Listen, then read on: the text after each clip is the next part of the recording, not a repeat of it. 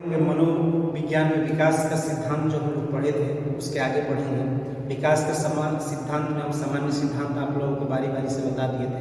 आज विशिष्ट सिद्धांत में जीन पियाजे के बारे में हम लोग जानेंगे।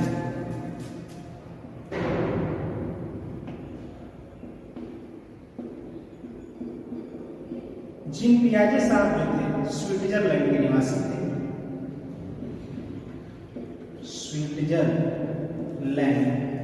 के निवासी और इनको प्राणी शास्त्र में प्रोफेसर भी माना जाता है और जंतु वैज्ञानिक भी माना जाता है, यानी पेशे से जंतु वैज्ञानिक। इन्होंने जो अपना अध्ययन किया था 16 वर्षों तक अपने बच्चों पे तथा पास पड़ोस के बच्चों पे अध्ययन करने के बाद उन्होंने जो सिद्धांत दिया था, उनका सिद्धांत जैविक परिपक्वता और अनुकूलन पे आधारित था। अनुकूलन के उन्होंने दो प्रकार बताए। पहला प्रकार बताया आत्मसात्करण और दूसरा उन्होंने प्रकार बताया समावेशन। उन्होंने कहा कि जो बच्चा होता है, बच्चा नन्हा वैज्ञानिक होता है।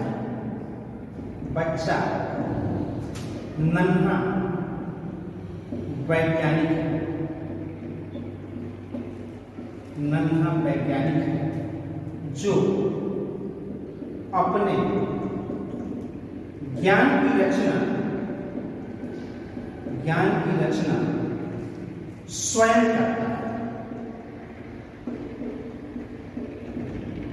स्वयं करता है। उन्होंने कहा कि जो बच्चा है वो एक प्रकार का नन्हा वैज्ञानिक है जो अपने ज्ञान का रचना स्वयं करता है, उसको सिखाना नहीं पड़ता है।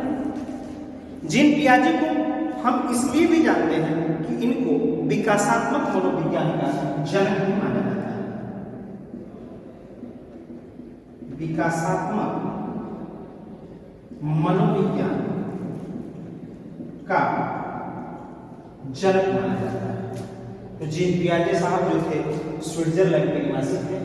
इनको पेशे से जंतु वैज्ञानिक माना जाता है। इनको विकासात्मक मनोविज्ञान का जनक भी माना जाता है। और उन्होंने जो प्रयोग किया 16 वर्षों तक, 16 वर्षों के बाद कहा कि बच्चा जो है नन्हा वैज्ञानिक है जो अपने ज्ञान की रचना स्वयं करता है।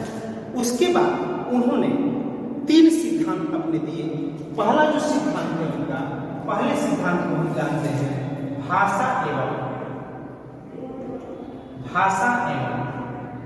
विचार का सिद्धांत। विचार का सिद्धांत। दूसरा जो उनका सिद्धांत था नैतिक विकास का सिद्धांत। दूसरा जो उनका सिद्धांत था नैतिक विकास का सिद्धांत।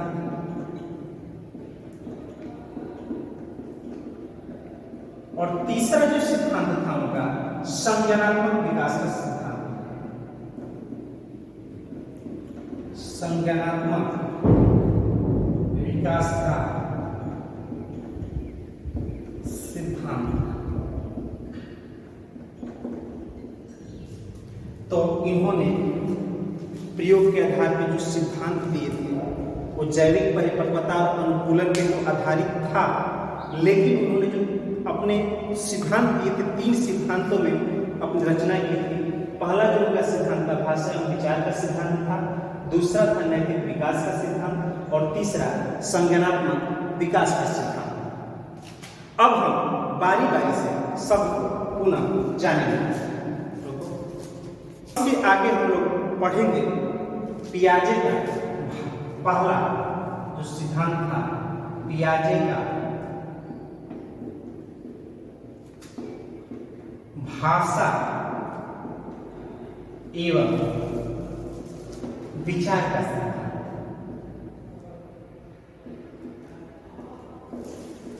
विचार का सिद्धांत।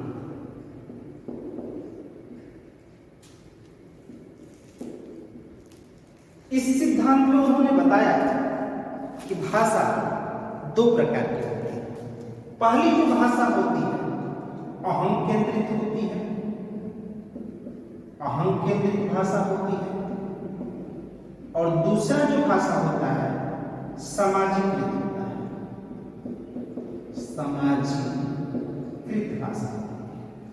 अहम केंद्रित जो भाषा होती है, बालक जिसमें स्वतः बोलता है, स्वतः क्रियाएं करता है, ये जो भाषा होती है शैशवावस्था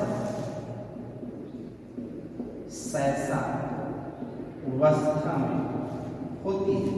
और जो ये अहम केंद्रित भाषा होती है एक तरफा चलती है।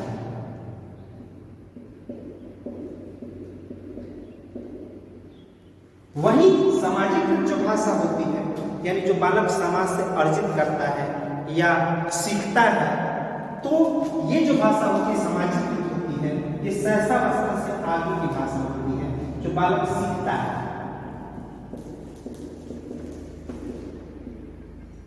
और ये जो भाषा चलती है दो तरफा चलती है। तो उन्होंने जो पियाजे ने भाषा में विचार का सिद्धांत दिया था, उन्होंने इस सिद्धांत को दो भागों में बांटा। पहला अहम केंद्रित भाषा और दूसरा सामाजिक भाषा।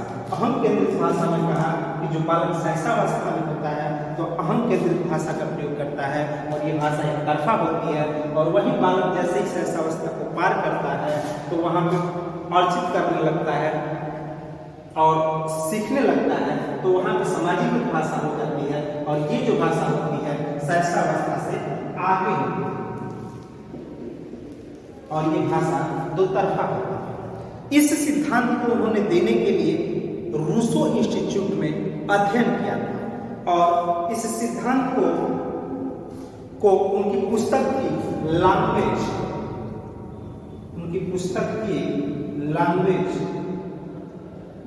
Thought of a child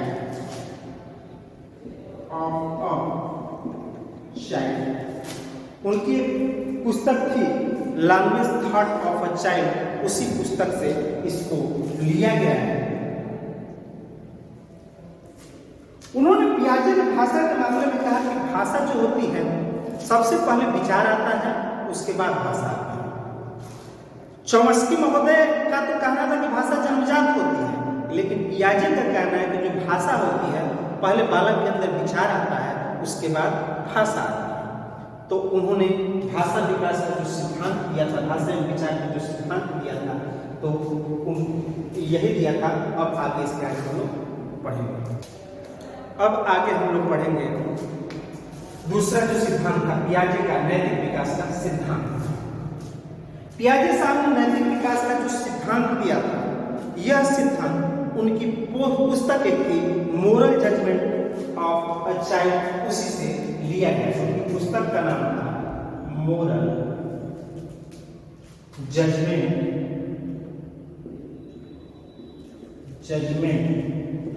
of a child. इसी पुस्तक से इन्होंने अपना नैतिक विकास का सिद्धांत दिया। इन्होंने कहा था कि जो बालक के अंदर अवस्थाएं होती है नैतिकता की, 3 प्रकार में उसको विभाजित किया। पहली जो अवस्था होती है पूर्व नैतिक अवस्था होती है। बालक की उम्र होती है 0 से 5 वर्ष। इस अवस्था में बालक के पास कोई नैतिकता नहीं होती है। सपोज दैट कोई छोटा बालक है। अब बालक मान लो कहीं बैठा है स्कूल में, आपके क्षेत्र के विधायक हो या सांसद हो, आ रहे हैं क्लास में, तो बालक ना उनको प्रणाम करेगा और ना ही खड़ा होगा। जब तक उसको बताएंगे नहीं कि आप खड़े हो जाओ या बैठ जाओ, तब तक बालक कोई क्रिया नहीं करेगा। क्यों? क्योंकि बालक के पास नैतिकता का नाम नहीं होता है। नैतिकता कुछ नहीं होती है बालक के अंदर। यानी जब बालक 0 से 5 वर्ष की अवस्था में होता है तो बालक के पास नैतिकता नहीं पाई होती। नैतिकता नहीं।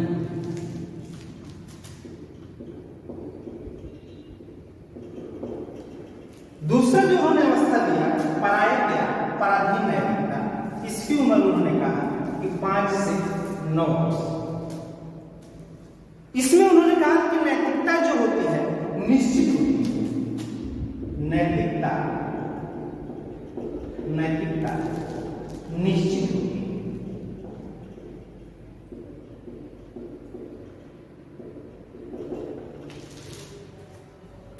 अगर बालक को कह देंगे कि बेटा जीव को मारना पाप है, तो किसी भी जीव को बालक देखता है तो जीव को मारेगा नहीं। क्यों? क्योंकि उसको सीखा है पहले से कि जीव को मारना पाप है। तो बालक के अंदर 5 से 9 वर्ष में नैतिकता आ जाती है, वो किसी भी जीव को क्या करेगा? मारेगा नहीं। लेकिन जो उनकी तीसरी अवस्था है, तीसरी अवस्था का जो उन्होंने नाम दिया स्वायत्त या स्वतंत्र नैतिकता, इस नैतिकता की जो उम्र थी 10 वर्ष या उससे आगे, इसमें उन्होंने कहा कि जो नैतिकता होती है अनिश्चित होती है।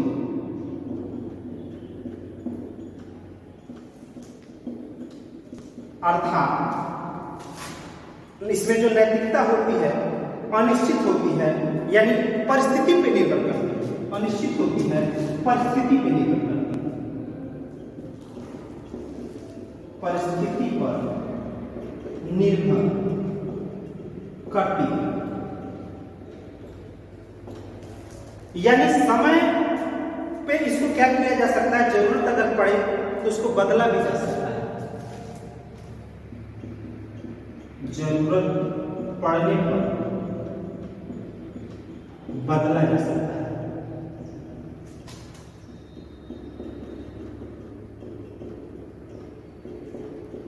जो तीसरी उनकी नैतिकता है स्वायत्त या स्वतंत्र नैतिकता, ये 10 वर्ष से आगे होता है।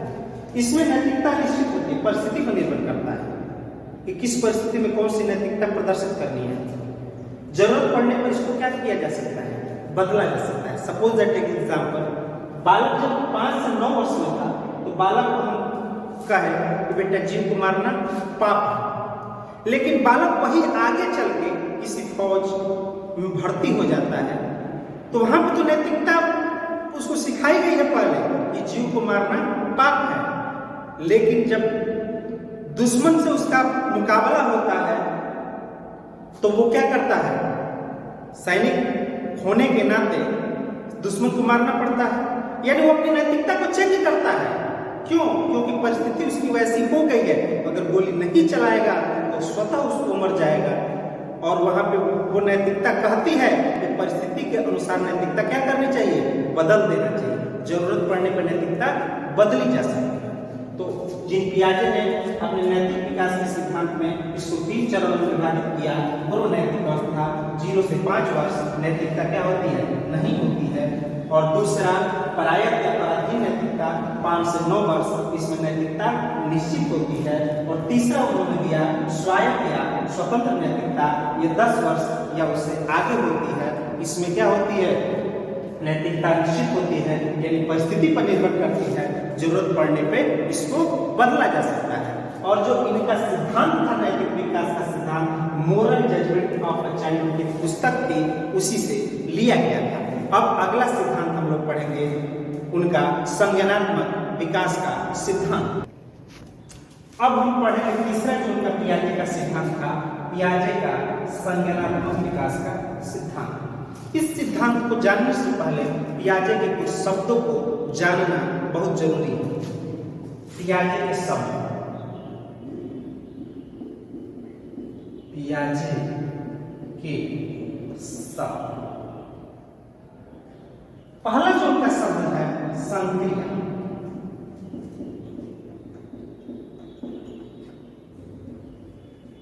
संक्रिया को हम इंग्लिश में बोलते हैं ऑपरेशन।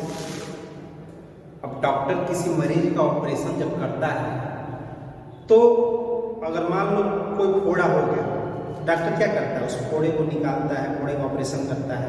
क्यों करता है? क्योंकि पहले जैसा उसका स्किन है वैसा करने की कोशिश करता है। ठीक उसी प्रकार संक्रिया का पियाजे ने मतलब बताया कि बच्चा क्या करता है? वस्तु को बिगाड़ कर या तोड़ फोड़ कर पहले जैसा करने की कोशिश करता है। उसी को हम क्या कहते हैं? संक्रिया कहते हैं। वस्तु को तोड़ फोड़ कर, बिगाड़ कर पहले जैसा करने की कोशिश करना क्या कहलाती है? संक्रिया कहलाती है। तो उन्होंने जो पहला शब्द दिया था संक्रिया। दूसरा शब्द था उनका आत्मसात।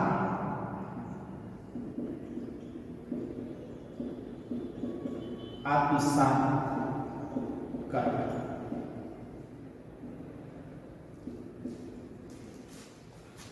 दूसरा जो उनका शब्द था आत्मसातकरण।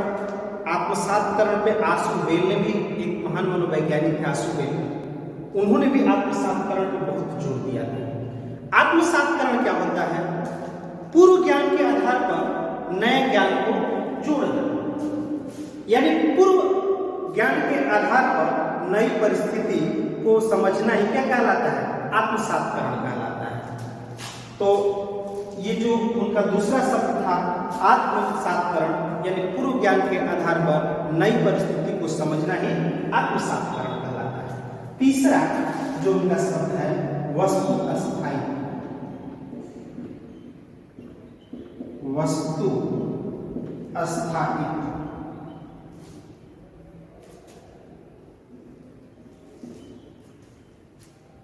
वस्तु अस्थायित्व उन्होंने बताया कि बालक वस्तु अस्थायित्व वह होता है जब वस्तु भले ही आंखों से ओझल हो, लेकिन बालक के अंदर उसका अस्तित्व क्या रहता है, बार बार उसको ढूंढेगा। अगर मान लीजिए सपोज छोटा बच्चा है, वस्तु अस्थायित्व की भावना बालक के अंदर शैशवावस्था में जागृत हो जाती है। बालक को अगर किसी चीज को दिखा दिए तो बार बार उस चीज को क्या करेगा, ढूंढेगा। तो वस्तु अस्थायित्व, उन्होंने कहा कि वस्तु भले ही आंखों से ओझल कर दिया जाए, लेकिन उसका अस्तित्व बालक के अंदर बना रहता है। उसी को उन्होंने वस्तु अस्थायित्व की संज्ञा दी। अगला जो उन्होंने संज्ञा दी जीववाद।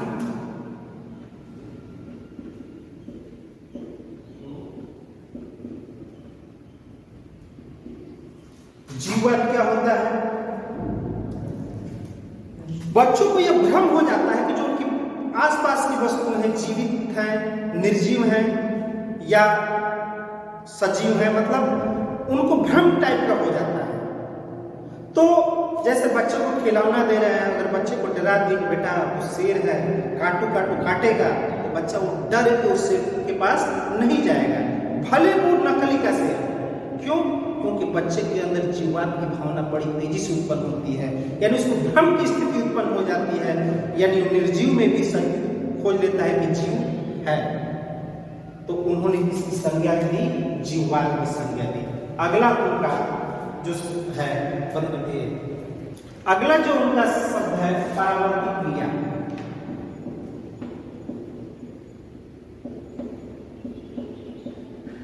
इसमें उन्होंने बताया कि बालक जिस क्रिया को सीख जाता है, उसी क्रिया को बार बार दोहराकर खुश होता है। यानी बालक जिस चीज को सीख जाए, उसी क्रिया को बार बार करेगा, उसी को उन्होंने कहा परावर्तित क्रिया। दूसरा उन्होंने शब्द दिया अनुकरण।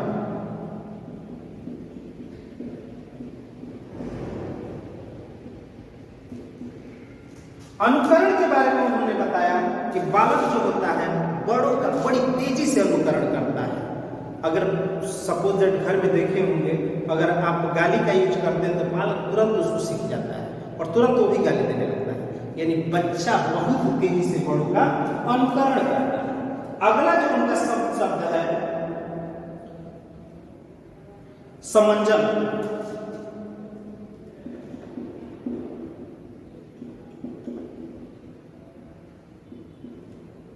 समंजन को उन्होंने बताया कि बालक जो होता है समझकर जो समायोजन बैठाता है, उसी को क्या कहते हैं, समंजन कहते हैं। बालक किसी भी चीज को समझता है, फिर उसका क्या करता है, समायोजन बैठाता है, उसी को उन्होंने समंजन की संज्ञा दी। अगला उन्होंने शब्द दिया अनुकूलन।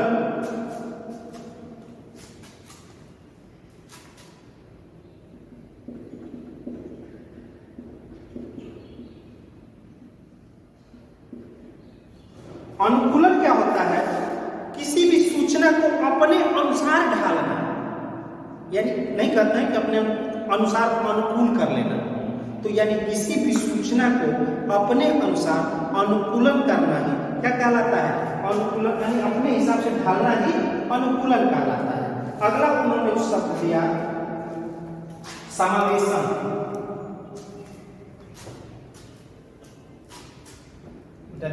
अब पियाजे का जो अगला शब्द है स्कीमा होता है, स्कीमा है। उन्होंने कहा स्कीमा जो होता है मानसिक संरचना से इसका तात्पर्य है। उन्होंने कहा कि जो बच्चे को सूचनाओं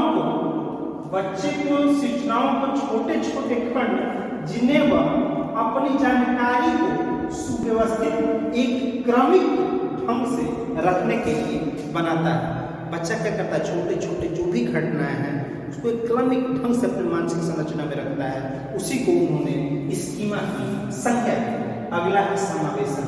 समावेशन को उन्होंने बताया कि पुरानी जानकारी को में नई जानकारी को जगह देना क्या कहलाता है, समावेशन कहलाता है। उसके बाद से उन्होंने अगला जो शब्द दिया समायोजन। उन्होंने कहा कि नई जानकारी के कारण पुरानी जानकारी गलत होने पर जानकारी को पुनः व्यवस्थित करना समायोजन कहलाता है। तो ये था पियाजे का शब्द। उन्होंने जो अपने संज्ञानात्मक विकास का सिद्धांत दिया था उसको 4 बराबर भागों में बांटा। पहले को जो उन्होंने नाम दिया, पहला जो अवस्था था उनका संवेदी पेशी अवस्था या इंद्रिय गामक अवस्था बोला जाता है। इसमें बालक की जो उम्र होती है 0 से 2 वर्ष होती है। दूसरी जो अवस्था बताया उन्होंने पूर्व संक्रियात्मक अवस्था बताया। इसमें बालक की जो उम्र होती है 2 से 7 वर्ष होती है। तीसरा जो स्टेज बताया उन्होंने मूर्त संक्रियात्मक अवस्था बताया। इसमें बालक की जो उम्र होती है 7 से 11 वर्ष होती है। और चौथा उन्होंने जो अवस्था बताया औपचारिक संक्रियात्मक अवस्था बताया।